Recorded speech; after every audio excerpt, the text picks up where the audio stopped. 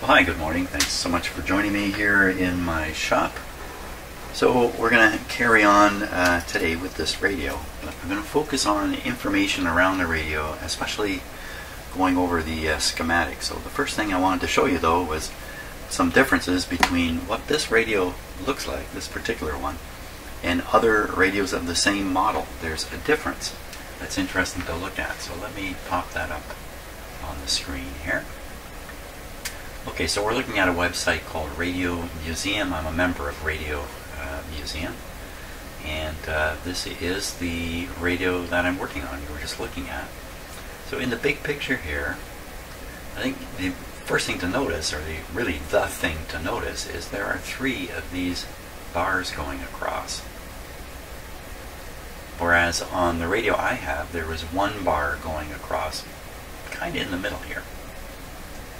And interestingly enough, if you compare this picture, which is right here again, to this original store picture, you can see the 3 bars are actually very close together. Well, then when you look down at this next picture, you see another version of this radio with only 2 bars in it. So and the radio I have has only 1 bar in it. So I think what this says is these bars fall off these radios. They're probably glued on, they come off, or perhaps they break and are damaged. And when people are restoring the radio, they eliminate 1 or 2, or I bet you there's the odd one out there without any of them. So let's just jump back and look at the one I've got here. So you can see this is just a little bit low. If you look close at the cabinet, you can see where the old bars used to go. There was 1 here, and there was 1 here. You can kind of see it on this side too, just very different refinishing ever so slightly. A little hard to see in the camera, but pretty clear to my eyes. Now you can see them there. So 3 bars painted black. This one's been sanded off, obviously. If this is even an original, maybe this isn't even, you know, it's coming off. So I'm guessing it's glued here, and the glue has come off over here. So yeah, I'm going to look to see if the words are here, because the refinishing of this radio looks exactly like the photographs, you know, as best I can see in the photographs.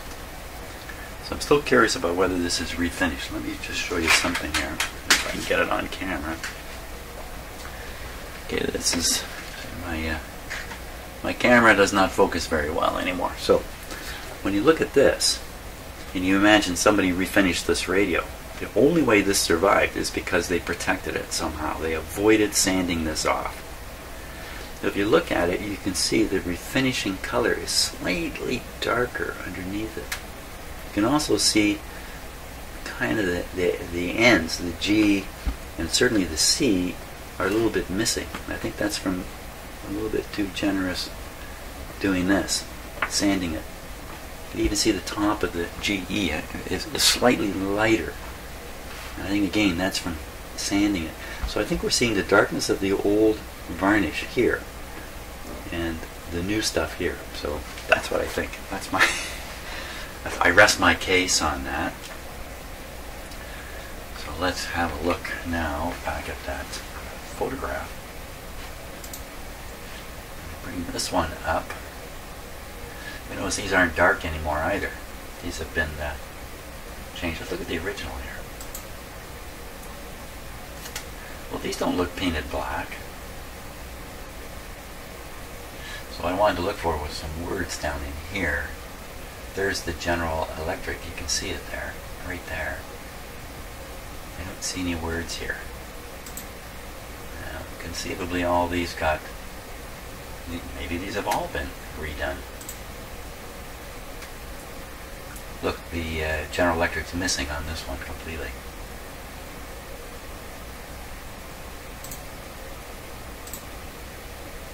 I think it's missing here too.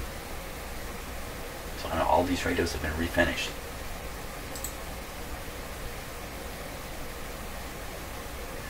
Well, I can't see any words there, but I'm willing to bet there were once words there. Okay. Now, let's carry on with the schematic here. Okay, so on the screen is the schematic and other information that goes with this radio. Let's just go through it here. So starting on the left side, here's the layout. I'm just quickly comparing it to the radio I've got here. I think this is matching 100%.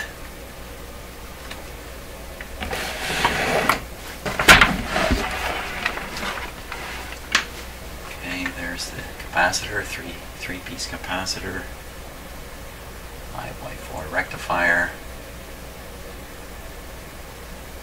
Yeah, it's identical. Absolutely identical. Good. Okay. Now, we'll just go through the whole schematic here. We'll start with the power supply. Here it is down here. Here's the plug. There's the plug on the back of the radio. Let's see if I can't make this a little bit bigger here. That'll help. Okay. Plug on the back. Information about the resistance of the winding here. This is very important to me. This transformer is overheating, and this is really a major initial topic to be dealt with.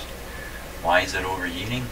I don't know, but a possibility is a fault or short rate in the transformer itself. So we're hoping that's not the case. Another possibility, and I'm not sure this is, this transformer is designed for 25 cycles. We're running it on 60 cycles now. Would that cause it to run hotter? I'm not really sure what the answer is to that question. In my own mind, no, I don't think so. But, not sure. So, red. Okay, so there's 3 windings on the output. I think I saw all those wires. So here's the high voltage one, 725 ohms. 1070 ohms.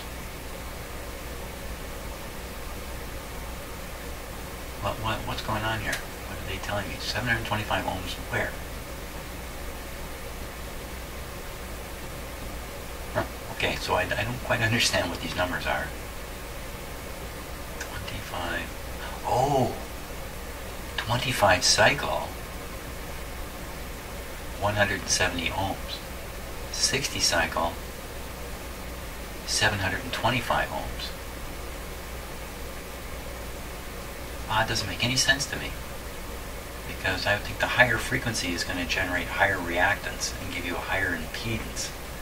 Now what is this? This is impedance or resistance? If it's resistance, it shouldn't change. It doesn't matter what frequency you put through a resistance. 60 cycles, 725 total. 25 cycle, 1000 total. Well, there's definitely, I mean, they're screaming it out right here on this.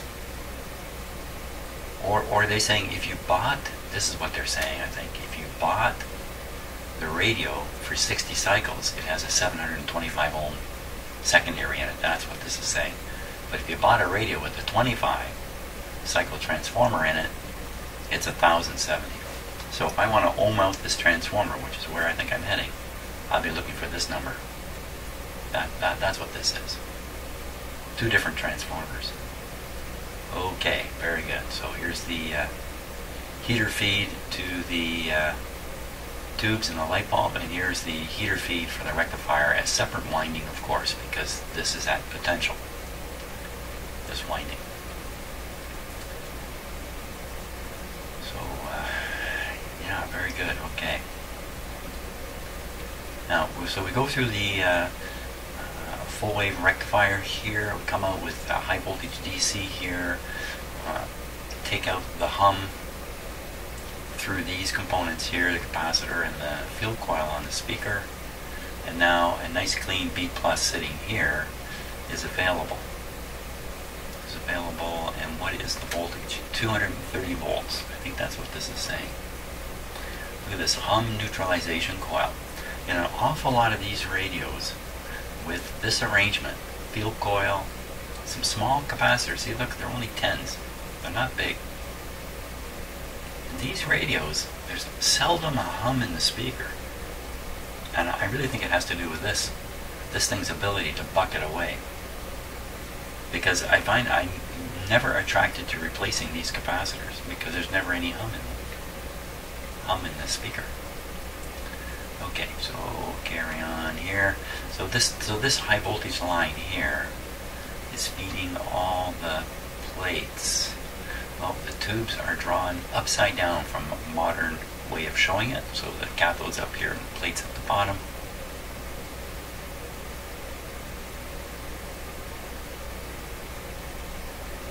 That's some numbers in here. 4. That's tube number 4. Well, that must be SG for screen grid.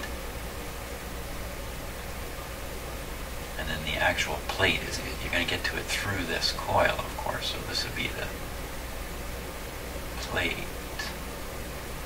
That looks like a kind of a poorly drawn. That's a P. That's a poorly drawn P there. Very good. Here's the 470 ohm cathode resistor. We got to find this guy and check his resistance to make sure it's still 470. Bypassed 20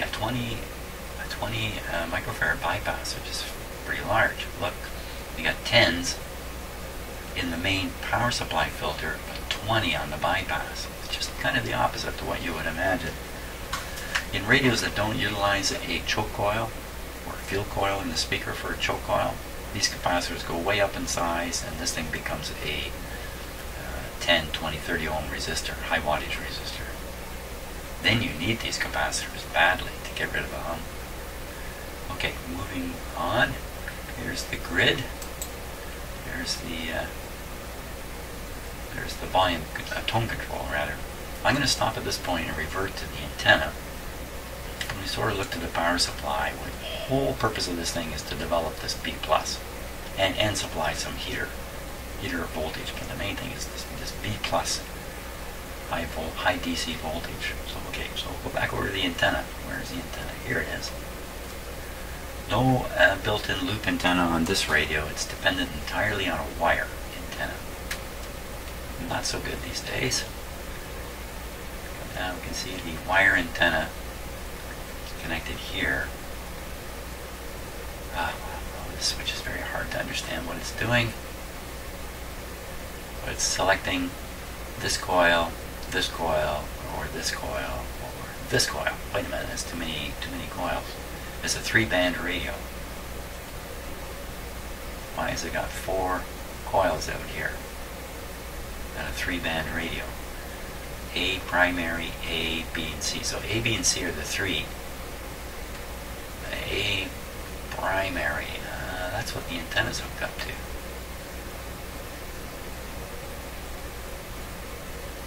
Like the antenna is coiled to ground here. I don't really understand. Okay, I don't know.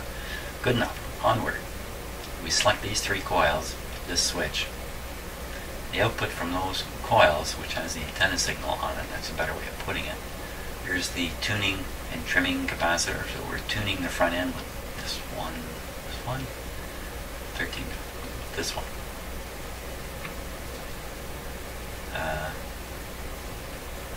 Capacitor here, small capacitor, letting the signal through the grid and into this tube. Now this set of coils down here are the oscillator coils. Same switch here, selecting one of these 3 coils. These coils are oscillating against, let's see, these look like trimmers. What are they oscillating against? This right here. This is the big tuning capacitor here, and then the 3 trimmers. Up here we've got two trimmers of the front coil here.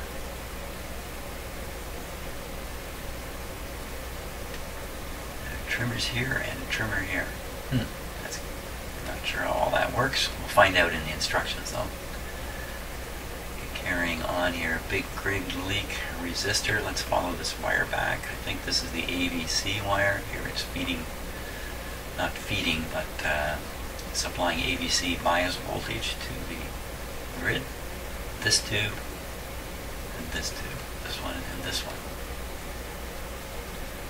Very large resistor here, almost 6 megs. That's a biggie. So on this side we're talking very high resistance circuit or high impedance circuit. This side not so much. And here it is coming out of, I'm sure, the diodes, which are pictured in here poorly. Diodes are rectifying the signal coming out of the IF, producing a DC that varies in strength with the strength of the signal carrier coming through here, and then that varied DC is stuck back on these grids to control the gain of these two tubes. So the stronger the signal, the more gain cutback. Sort of a self-regulating deal, if you like. The signal's coming out of here, getting into the grid of this complicated tube. This tube is a busy guy. And even though it's called first detector, we wouldn't normally call it a detector anymore. We just call this a mixer. That's the normal word for North America. And what's it mixing? It's mixing the radio signal from the antenna with the oscillator signal generated down here. And the mixed components come out on the plate. If anything is at 460, I believe, in this radio, anything at the frequency of 460 will find its way through the radio. Everything else ends here. Can't get through the IF. Whoops. We have the first IF transformer. Here we have the IF amplifier at 6SG7. There they've written the plate voltage right there again, 230. 230 right off this line. Should be 230 right here. And signal is fed into the grid. Remember, the tubes are shown upside down from the normal modern way. Goes up the plate through this transformer to connect the output of this tube to the input of this one. We're going in here. It's getting rectified. The audio then becomes I don't want to say unbalanced, but in a sense you've sliced off half the signal, and this allows you with the other half to recover the audio. The audio is fed into the top of the volume control here to ground. Part of it is peeled off by the slider. And we have a radio phono switch straight onto the socket on the back. Okay, here we've got a capacitor here that's going to be blocking DC. It's very important this guy work. You don't want DC through the volume control, or when you move the control you hear and you'll never be able to clean it away because the DC is causing that. So here's the output. Output appears to be fed back, but it's really, this is a two-part tube, so it's fed forward into the second part of this tube, which is a triode amplifier, just to boost the signal, make it suitable for driving the grid on the output tube.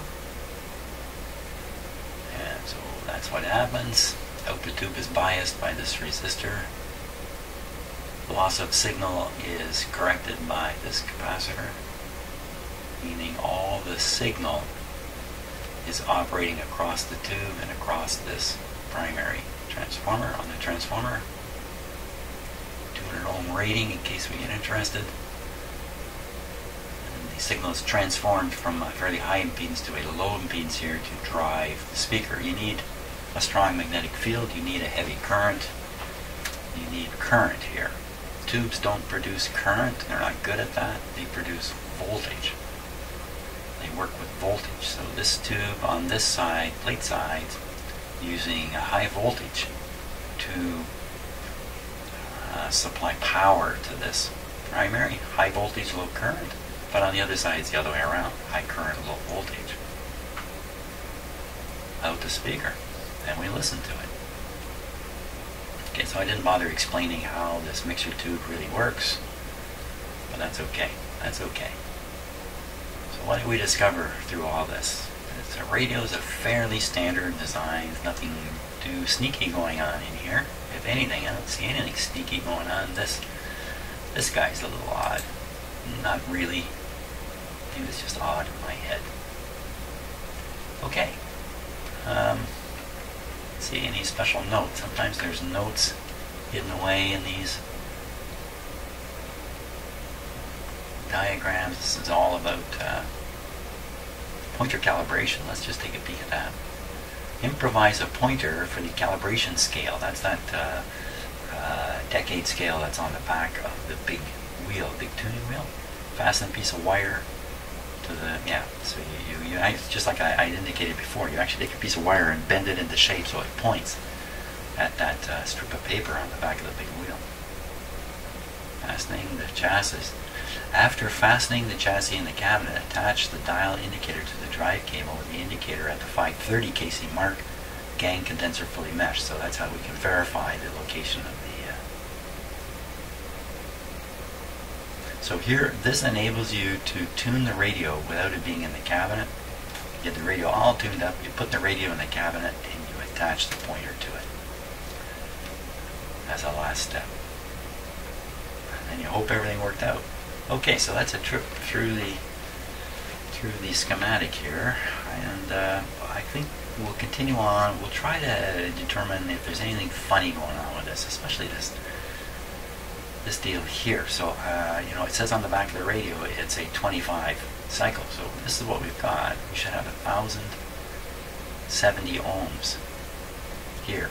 I should be able to measure this by looking at these two pins on this tube.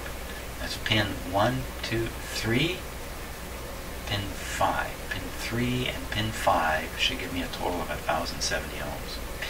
Pin 3, pin 5. Can I remember that? Remember it all the way back to here. Okay, let me take this gorgeous cabinet out of here before I scratch it.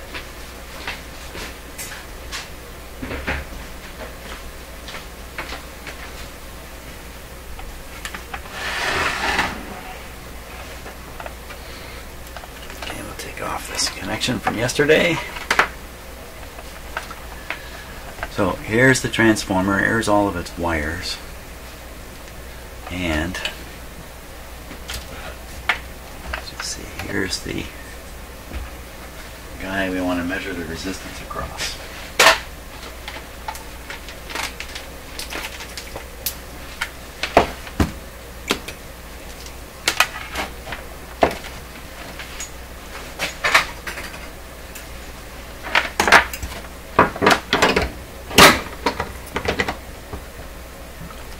Thousand ohms, eh?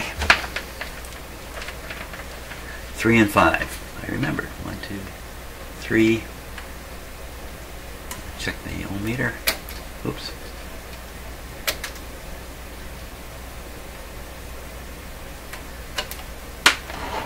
Okay, and 5.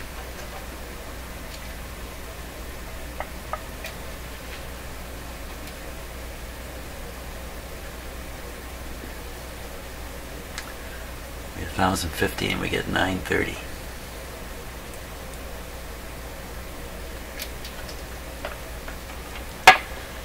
What do you think of that?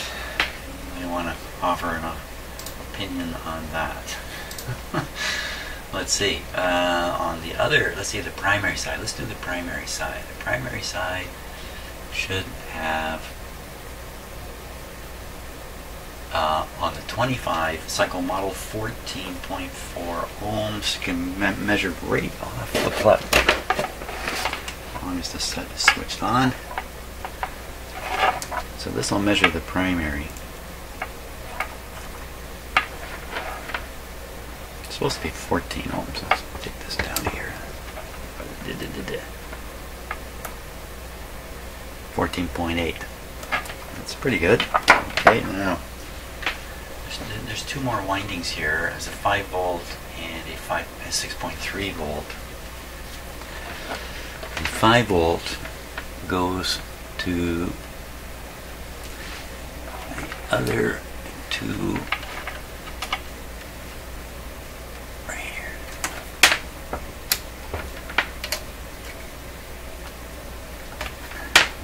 supposed to be. I must have done it wrong here.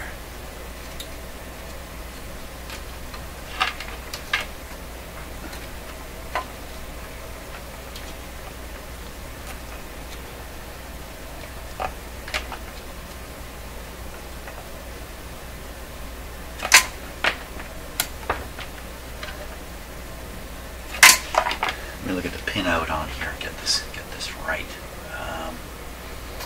I should be looking at pins 1, 2, 3, 4, 5, 6, 7, and 8. Pin 7 and 8. These two here. So I'm looking in the dark. How come they're open? That's not right. That's not right.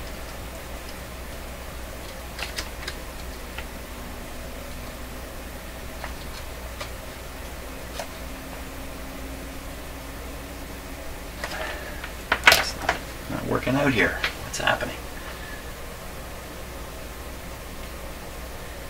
Pins 1, 2, 3, 4, 5, 6, 7, and 8. They're the only other two that should have wires connected.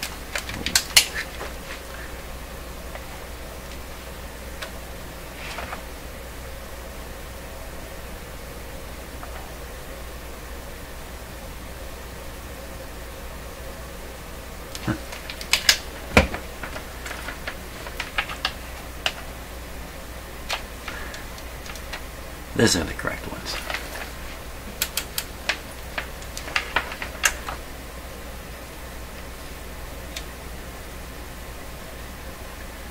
Wow. Okay, so we're looking at 0.3. We're testing this with the tube in. I got to take the tube out.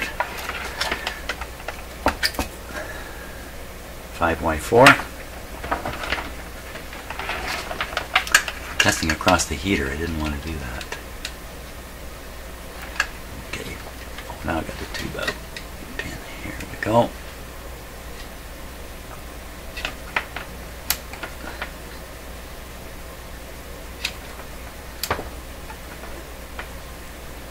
Just a sec here.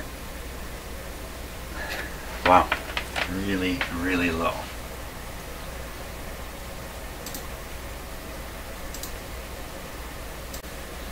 Okay, so I did a little more research, reminded myself what happens when you operate a 25 cycle transformer on 60 cycles. And what should happen is everything should be better. It should run cooler, and because of the higher frequency, it's easier to filter out the hum. So the filtering that's designed in this radio, and this might be why all these radios are hum free all the time when they reach me, they're really trying to work on a much more difficult 25 cycle hum. The 60 cycle hum is easy for them to deal with. So what about the transformer now? See, it looks like the primary side's fine. The secondary side I measured 900 and something, and it's supposed to be 1050 or so. There's a difference there. If it, let's see, shorted windings on the secondary side, you know, I just don't see how that's going to cause, like a few windings shorted would be the case here. I don't think that's the case. Frankly, I think the transformer is perfectly fine. Something else is going on that is causing it to overheat, which we'll have to hunt down. So that's where I'm going to leave it for today, and we'll get after this tomorrow. I think I'm going to hang on to this problem of the transformer getting hot, because it gets really too hot. I think something has to be done with it. So thanks for watching, and we'll see you on the next video. Bye.